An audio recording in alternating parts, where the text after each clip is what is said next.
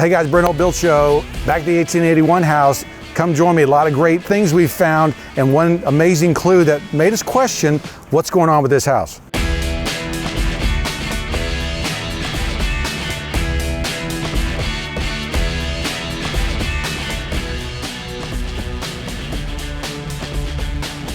The siding in some of those places that have been gooped up and changed, we were wondering whether the siding was in good condition. It has now been sanded at the top, and you can see where the priming is, and it's actually really good shape. So I'm so glad we didn't just rip it off because, you know, oh look, we got to put new stuff on here. No, no, no, no. Okay, so we've got great original material here, but let me show you some of the things. I'm going to show you the paint. I want to show you some of the things we found. We're going to sleuth these bay windows and whether they're original or not based on the Sanborn maps. Now, Sanborn basically was a map company, and they sold their maps to insurance companies so that insurance companies would know, you know, what they were insuring. And there was this whole map and key of, you know, 1-story, 2-story, what kind of roof, what kind of walls, all these kind of things that would help a fire insurance company know what they were insuring. So the Sanborn maps are great clues. They go back to the 1870s, 80s, 90s, and you can just Google Sanborn map, Granbury, or wherever you are, and actually dig in and see what was originally there. One of the things that's interesting is that this house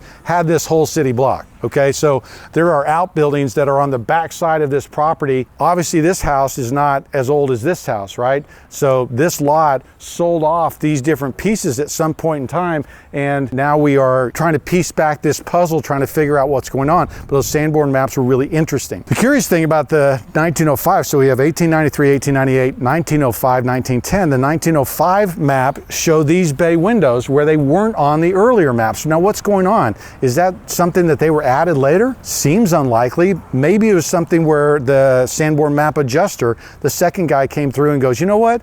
That house is there, but it actually has bay windows, and we're just going to drop those on now. So is it something that was added later, or is it something that was just missed and put on the maps later? We're going to find out. Before we go inside, I want to show you some stuff we've discovered on the painting, kind of some interesting fun clues that kind of are good considerations, especially for paint later on. One of the things that you do oftentimes with historic houses is you are going in and testing the paint to do a testing color. And so one of the things you can see as they've ground back to the original wood here, that the original color was some kind of green gray color right there. Then we've got kind of a white color. Then we've got kind of a peach color. Then we've got a purple, TCU land, and then it goes back to this finish here, maybe a white in between. Looking at the paint and doing a paint analysis is exactly what they've done here, is where you sand off some layers and you begin to see these layering of paint, and gives us clues. Is like, well, look, we could get pretty funky and go back with this dark purple, right? I'm not recommending that because I think that would be too much. But if you were on Patreon and you saw my Victorian book on paint colors, that kind of color palette was popular in that period. So I believe that color is close to a Victorian color. We can talk more about that, but interesting stuff that we're finding. Also, this wood appears to be cypress. Okay, cypress is a great exterior wood. It's a very long-lasting wood. It doesn't warp or twist or anything else. So we've got a great historic product on here. And if we go upstairs, I'll show you more of that and what good shape this wood really is in. First, I want to see whether these bay windows are original or not. Let's check that out.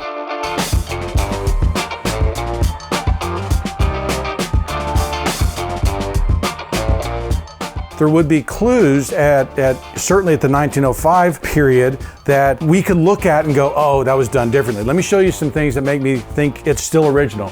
One, all of the nails that are in these timbers, as well as the siding that is coming through, are cut nails, okay? So cut nails really stopped being used around the 1890s. Wire nails, you know, round nails are a post 1890 deal. The fact that we have so many cut nails in this house means that, you know, all of that period is definitely the 1881.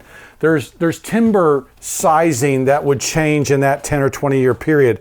And so the size of these timbers, right, they're all the same. Look at the lath and plaster, okay? We know that originally this had a lath and plaster thing, and yet in this bay we have this same continuation of lath and plaster that's pretty seamless with the rest of it, even these short ones that are coming through. So there are enough indications that this was all original, this was all part of that original house, that makes me go, okay, Probably that first Sanborn guy just missed it or didn't think it was that important detail to include, but the next guy came along and go, wait a minute, you haven't really drawn this right, and they added in those bay windows. So, big piece of this puzzle, was this original or not? I think we've got a 99% opinion in my head that this was original, which is kind of a big deal.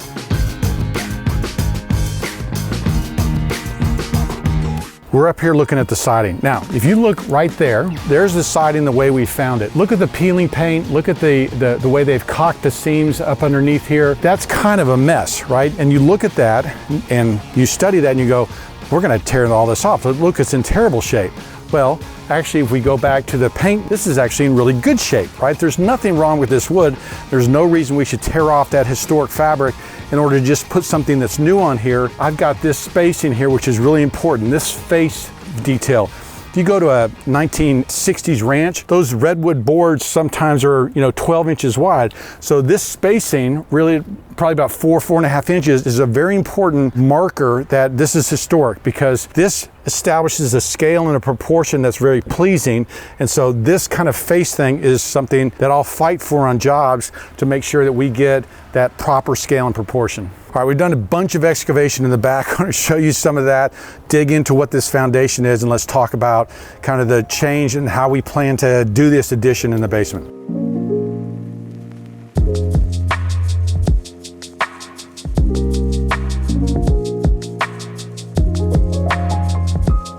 Okay guys, we're in the back now. We've been excavating all around this outside. We're gonna dig up underneath here. We're gonna pour new foundation. We're supporting all this up. We're expanding the size of the foundation in the backside.